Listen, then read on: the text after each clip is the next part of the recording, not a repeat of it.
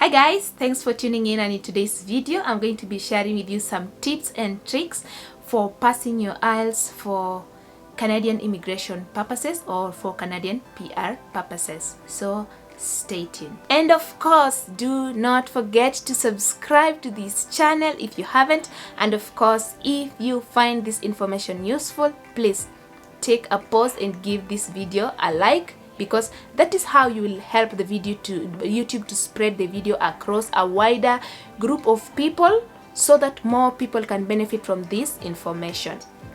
So one thing you have to know is that this language test preparation is going to be by far one of the most important steps of your application process, because this can make or break your application. If you do not get the right band score for whatever stream you're applying for, then you cannot proceed with your application.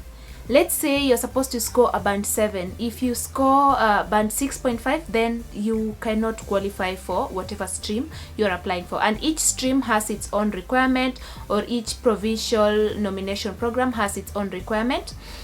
So tip number one is that you should understand clearly which type of test you are supposed to take. And because right here we are talking about immigration, then you need to know that the test that you are supposed to prepare for or to register for is Ielts General Training Test and not Ielts Academic. If you go and sit for academic, however good a score you get, it cannot be used for immigration purposes. And you might be wondering, like, do you have to take this test? And the answer is yes.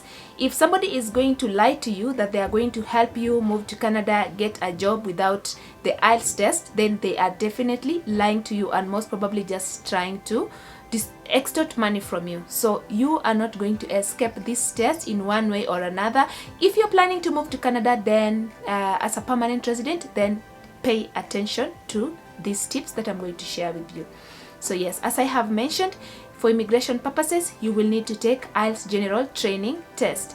And the purpose of this test is to evaluate your English skills in the 4 language abilities, and that is your listening skills, your reading skills, your speaking skills, and your writing skills.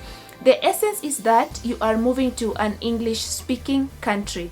And if you cannot communicate or express yourself in this manner, like listening, reading, speaking, and writing, then your integration into that society or into that country is going to be obviously very difficult. Let's say you are even planning to go as a nanny. You are going to be taking care of these Canadian kids who speak English or French, or English and French. And if you cannot speak English, if you cannot communicate properly, then how are you going to be able to do your job effectively?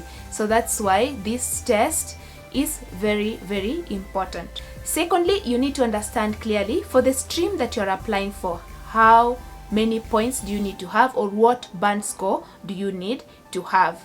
Like for express entry, most people are advised to have at least a band score 7, and that band score 7 or CLB 9. And CLB 9 is you need to get an 8 out of 9 in listening, at least an 8 out of 9 in listening skills. For the reading, speaking, and writing skills, you need to get at least a band score 7 out of 9. So you see how important that is. And just the other day, I posted a video about nanny or caregivers, like pilot. And for that pilot, you need to have a band score 5. And so that is something that you already need to understand, so that you know how many points you are aiming for, so as to tailor your preparation process accordingly. And it is easy for you to assume that, yeah, you can speak English, you can write good English. I'm telling you, my friend, this exam is nothing like you have ever encountered before. If you have never immigrated to an English speaking country, then you do not know what is waiting for you, my friend. If you do not pay serious attention to your preparation process, you are going to waste a lot of money. As I already mentioned to you, I had to take the test 3 times. And mark you, in Qatar, it was costing 1,200 Qatari riyals, which converts to something like 35,000 Kenya shillings, that I had to part with 3 times, because I was less prepared. I'm assuming I was less prepared because the first time I sat for the test, I needed to get like an 8 in listening. Of course, I just mentioned 8, 7, 7, 7. I ended up getting 8, 7, 6.5, 6.5. And I'm telling you, this 0.5 that you can miss in one section or maybe in 2 sections can cost you so many points, over 50 points. And that is what happened to me. I ended up, when I created my express entry profile, I ended up getting like 353 points. When I retook the test, I think I had 415. You can imagine 353 to 415. That is more than 50, even more than 60 bonus points that I got just by retaking the test. But the good thing about me is that when I took the test, you know, the first time I took the test, I got that score, and stupid me retook the test 7 days later. I did not give myself enough time to understand exactly what my weak points were and also how to improve them.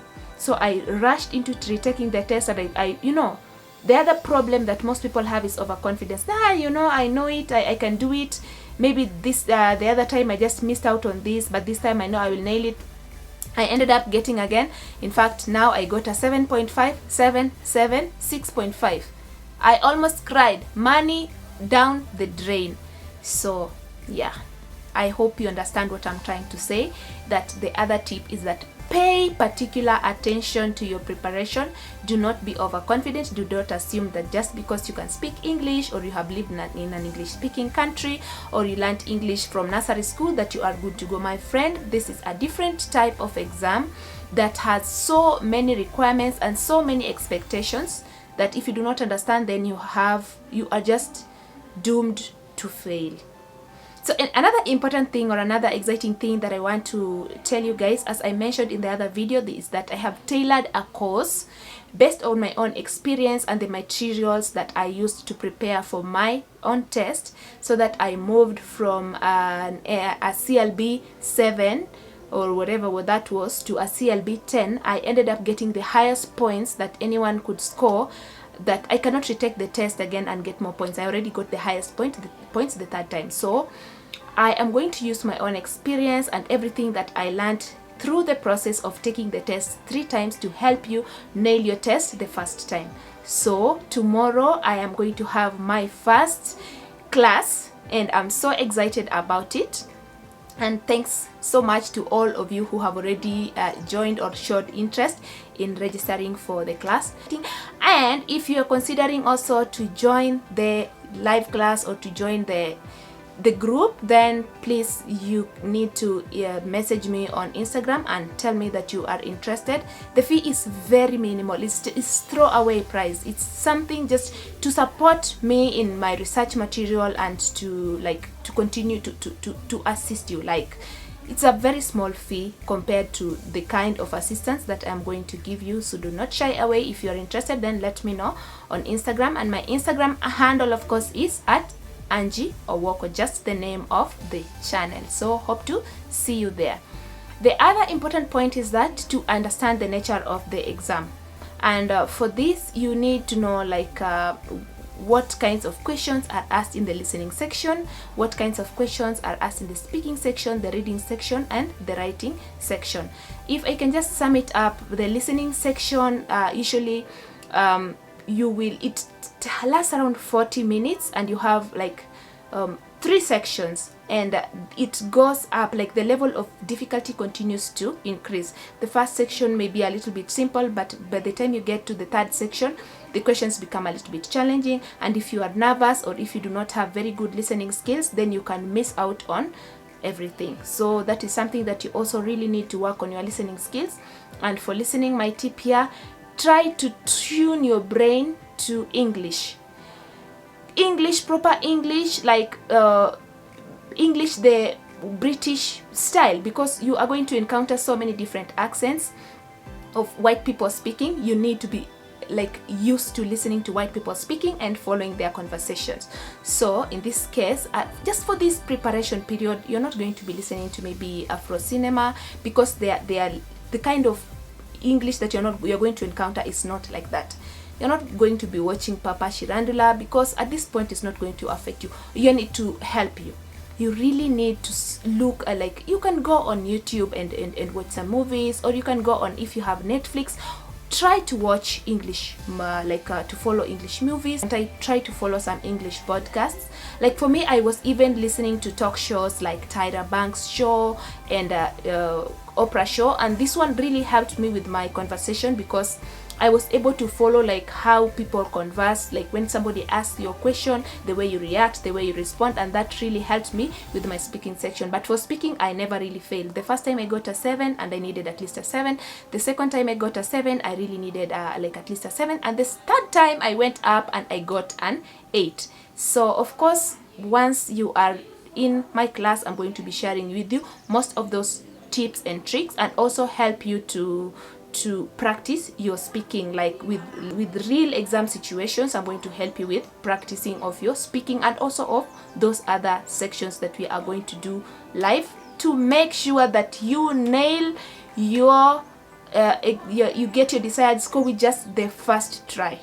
Because getting an NCLC 5 should not be very difficult, but also it is not very easy without enough practice. Another tip is that focus on your weakest sections first. If you know that you are weak in writing, as I mentioned, this is what most people are weak in, then start with really practicing your writing materials every day, and get somebody to give you feedback on your writing. It will really help you, because once you strengthen the skill that is weak, then you go to these other sections and it's going to be very good.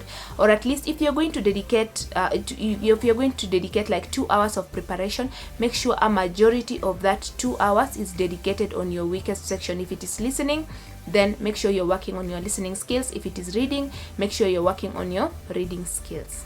So when it comes to the speaking section, you're going to be speaking to a native English speaker face to face.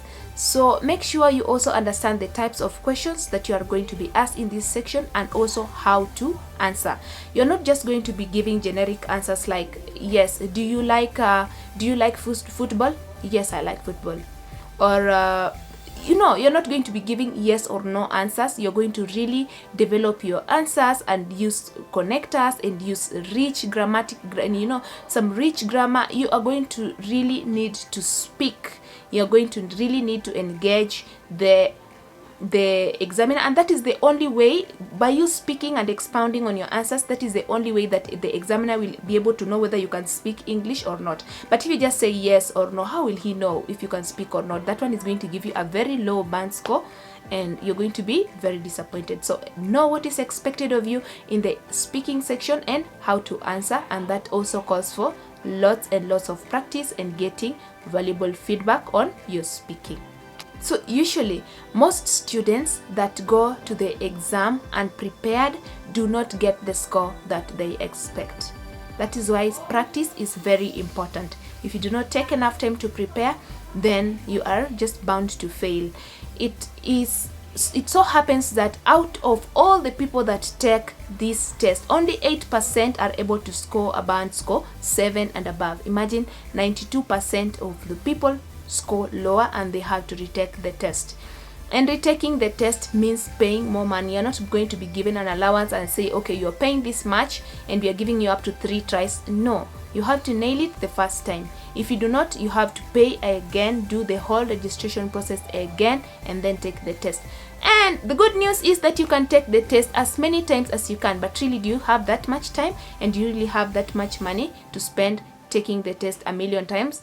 No. So get yourself well prepared, and it is better for you to get expert advice. It will save you lots of money. If you think that maybe spending 3,000 shillings is going to be so much money for you, think about what will happen when you don't get the right band score and you have to go pay another 27,000 shillings or another 35,000 shillings to retake that test. So if you can get somebody to give you expert advice, even if at a fee, you are much better off. It will save you a lot of heartache, a lot of time, a lot of money, a lot of disappointments. But if you feel confident that you can do it on your own, then good.